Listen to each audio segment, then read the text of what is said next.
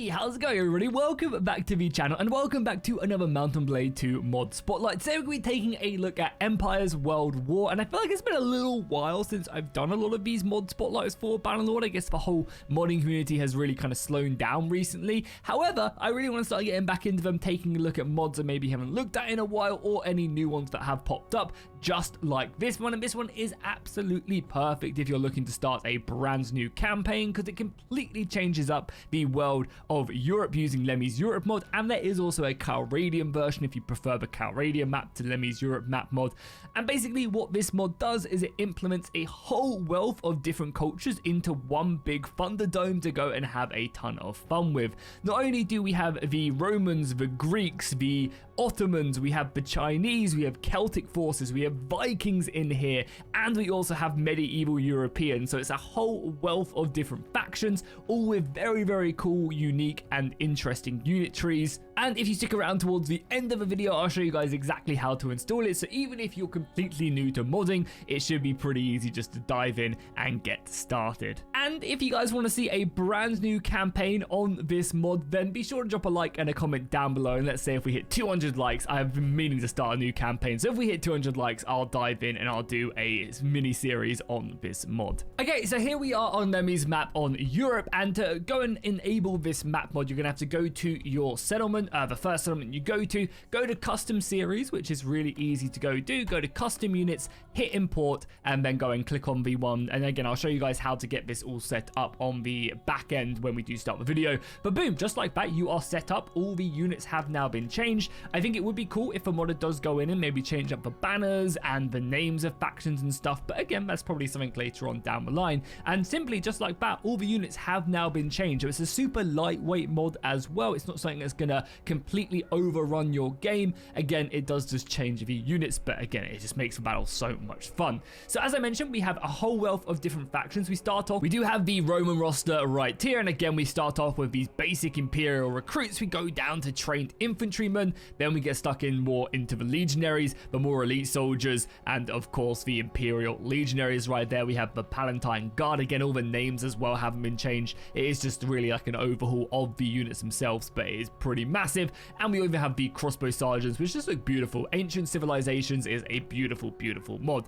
So that's going to be the Romans, and they're going to be situated down here in obviously Italy. We make our way over into France, and France are going to be made up into a very, very cool faction because these guys are going to be medieval soldiers. So we have the Royal Bowmen of Valandia right there. We have the Master Crossbowmen. We have the heavy, heavy halberdiers in infantry, the men-at-arms, who just look beautiful, don't they? And we also, of course, have the cavalry.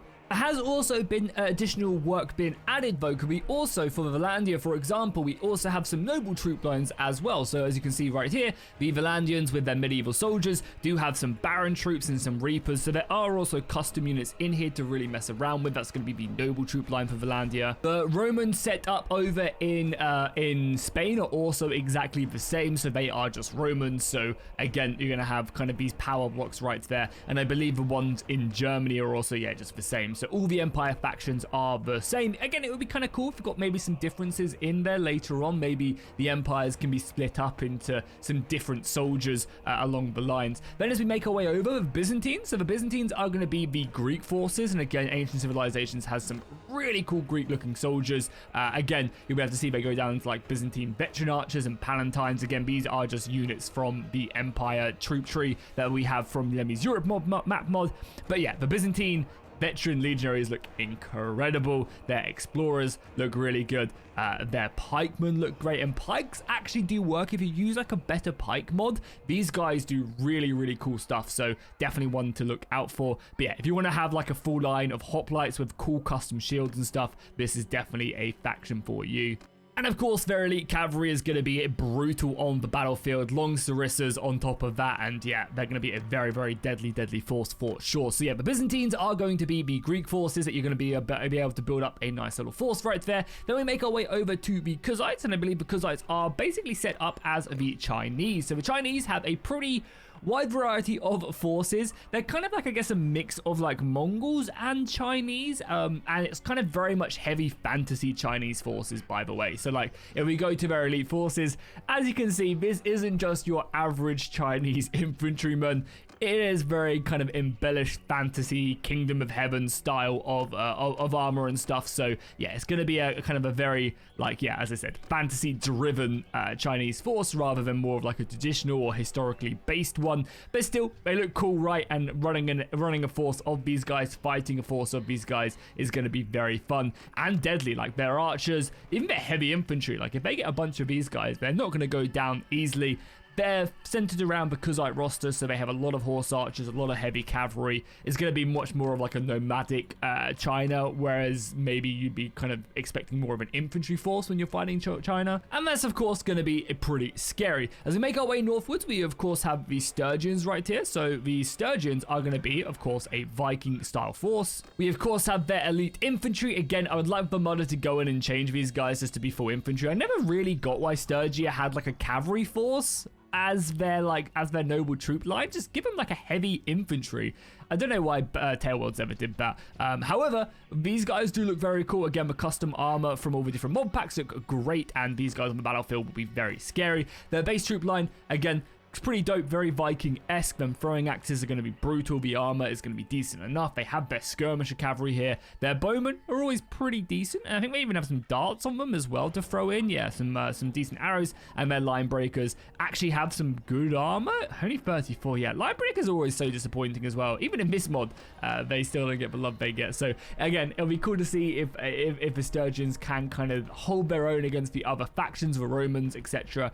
We do have the Battanians as the Celts, which if we get over here, we can see that they do have their Thean champions right here. Always a deadly force. I mean, you have to fear some Thean champions right there. And as we make our way over to the place before I get attacked, you can see their actual roster right there. Again, just kind of very basic. This is probably the faction that has some of the most vanilla assets, I would say, compared to the other ones, of course. But again, it fits very well. And if you want to play kind of a Celtic faction against the Romans, the Greeks, etc., these are going to be the ones for you. As we make our way down into Egypt, you guys are going to be able to see this is very much an Ottoman style faction. So as you guys can see, a lot more of them headdresses, a lot more of these like saber-esque warriors. They have some very, very good bowmen. The helmet looks incredible on these guys. And of course, elite cavalry. Again, going to be a very, very deadly force on the battlefield if you can build them up. I think their low tiers kind of do suck a little bit, but once you get going with the Ottomans and you actually build up their army and you have more of their elite tiers, they're going to be very good. And then of course we have our cavalry. Speaking of the Aserai, if we make our way over to them, again we can see their roster. Again, these are much more like a traditional Aserai force, much like the Celts. They just look cool, you know, they just look cool. Again, I love these shoulder pads on all the units. I wouldn't mind running around with an army of these Aserai veteran infantry. Again, looking very cool indeed. The Palatine Guard always looks great. But again, yeah, I would say the Aserai and the Britannia are probably the factions that do look very much similar to their counterparts. As we make our way eastwards, we can, of course, go into this faction right here. And this is very much like a Persian style faction. Ancient Armory does a great job. So Ancient Civilization does a great job with these style of units. And they're kind of like a mix, though. They've got some like basic Persian style like equipment and stuff, but then they kind of go more into like a medieval style, which is interesting, right? They kind of, as I said, have like some of them Persian aspects from ancient, but then they kind of go more into this elite, heavily armored setup, which is much more medieval-esque, and again, looks great. Again, some very cool units, deadly, and ready to get stuck in. As we continue to make our way eastwards, we have the forces right here, and again, these are, who even is this? This is the, Kievan Rus. So these guys, again, very much Slavic Viking-style soldiers. Again, looking very cool with their armor setups ready for battle, just heavily armored infantry. This is kind of what I would love Sturgia to be in the base game, you know, just pure boys being boys, you know, just heavy armor ready to go raiding, and the Kievan roster is going to be fun for that. However, I think they're going to really struggle sandwiched between the Kuzites, which are like China and their heavy cavalry, and this faction, which we'll take a look at now, off into the east. I think they're going to have a hard time at it. So again, this is going to be a Golden Horde Mongol style faction, again using some of them Chinese assets. So again, they're going to really struggle, I think, as they progress in the campaign, just because, you know, they're an infantry based faction and they're fighting like, you know, like two very heavy focused cavalry factions. We even got some hot waifus here as well, and Bakan's guard as well. I'm sure they guard a little bit more than just Bakan right there. And again, their cavalry is going to be deadly. Some really, really cool units. Okay, so one thing also as well I really like is a lot of the heroes have also had their armors changed as well. I think this is a big thing that some people do neglect, but it just adds a lot more immersion. I mean, look how beautiful that armor is as well. It's actually pretty incredible. So we got ourselves a bit of a battle here. We're going to declare war on this person so we can actually have a nice little engagement. So let's dive into a battle and see what the Byzantines can do against the medieval forces. Okay, so here we are in battle. So let's take a look at some of the soldiers that we do have access to. Again, I love all the custom shields. I think they look great. So yeah, these are going to be our Byzantine warriors. I do hope as well that the modder does add in them really cool custom shields with the cloth that goes underneath them. I think that looks so good. But yeah, so a lot of our Greeks are going to be set up here. We can form ourselves a nice little hoplite wall if we want to, and they're going to be more than enough to deal with the other forces. We also have a ton of enemy cavalry, so let's just go and give a charge order for our cavalry to go and decimate the medieval cavalry that's going forward. And I guess we could also just push forward our own infantry there, and we'll bring up some of our own archers as well. So if we get a little bit closer, hopefully without dying and dodging, you guys can see some of the medieval forces. Again, just a very traditional medieval force that we know and love from Bannerlord. We've seen these models being used, a lot of Swardian armor units right there, a lot of archers they're going to be utilizing. Pretty scary though. They have a lot of decent like horse archer force as well. But yeah, if you've ever like enjoyed like Deadliest Warriors or something, this mod is going to be for you. We've got our archers up there and our hoplite wall, and as I said, this mod will work with RBM, but only, of course, the AI version of it. So unfortunately, I'm going to be able to use the proper version. You probably could get away with it, but it's going to cause some issues. I think there are a handful of RBM improvements to that. Like there is Swardian armor, I know has one. Open source armory has an RBM version, so maybe you could get away with it honestly, but it's probably just not worth it. But I think for the most part, just the AI version of RBM is always pretty decent. Stuff like better pikes as well would be a great improvement, especially for all of these guys. It basically means that you can form phalanxes and actually have like really cool engagements with spear forces and pikes and stuff. So yeah, you can actually probably force like use an army of Sarissas and stuff, which is really cool to see, and yeah, just makes things better. So I definitely recommend probably utilizing a handful of them mods as I get couch lanced. So you could really build a fun mod list with this, and I probably will do that.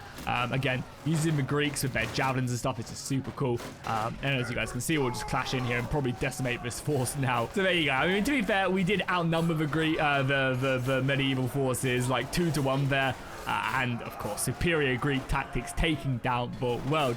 So that's going to do it for today's video, guys. If you enjoyed this, be sure to drop a like and a comment down below. It does very much help out the channel. It is, as I said in the beginning of the video, if you guys want to. So that's going to do it for the battle portion of the battle. We'll move on now to the install guide. But if you guys are just heading off now, if you guys enjoyed this, please do drop a like and a comment down below. And I really do appreciate it. As I mentioned, if we hit 200 likes, I'll do like a little bit of a mini playthrough. I'll probably build my own mod list and we'll go from there. Okay. So now on to the install part of the video. Here we go. Here is my mod list. You actually don't need player switch, but yeah, here's the load order you're going to need to follow and all the mods you're going to need to grab. Super easy though. Just go over to the mod linked down below in the description. This is the main mod. So of course, you're going to want to go ahead and download this. This is for the latest version of Bannerlord 1.2. So make sure you go and download this, and also make sure you go to the description, go to the requirements, and basically just control click every single one of these mods. You're going to want to go over to these mods and then also download them. Once you've got them downloaded, make sure you use something like WinRAR or 7-zip to open them up. I'm not going to explain how to get them because that's just very basic, and I'm sure you can do some Googling. But yeah, grab them, make sure you go into the files, make sure you have the file, and then all you have to do is find your module folder, which can be found in your Steam maps, common, and then go to Mount and Blade, and then modules right there. And literally all you have to do is just drag and drop these files in. So you need to, of course, do that for every single mod that is on the required list right here. So you need to make sure you drag and drop all of them in, besides the actual Empire World War mod, as you're gonna need to drop this elsewhere. It does show it on the page, but you're gonna need to go to the custom spawn, the custom series mod. You're gonna have to open that up, go into your custom unit data, and then all you have to do is then drag this file in and drop it, and then just simply load up a campaign with the load order that I have, and then make sure you load the units like like I showed you at the beginning of the video. And it's honestly that simple. Again, you can see my version numbers here on the left hand side. And I will also mention that the main page here does have a complete install guide and also has a load order picture as well. If you're not using my launcher, you'll also be able to see the actual load order as well as we get through it. Yes, you can also see the load order where you should try and extract the files to. So it's all really simple, and also, as I mentioned, a nice little install guide there. So if this doesn't help, then you just look at these pictures and then these will help. There we do it, guys. I'm gonna wrap up the video here. If you found this install guide helpful, just me talking you through it right at the end of the video, then I'd really appreciate you drop a like and a comment, because again, having these install guides at the end of videos do obviously hurt the watch time, which hurts the reach of a video, but I'd really appreciate it if you guys could counteract that by doing that. And of course, if you haven't already, make sure you subscribe to the channel, and I'll see you guys in the next one. Enjoy the Empire World War.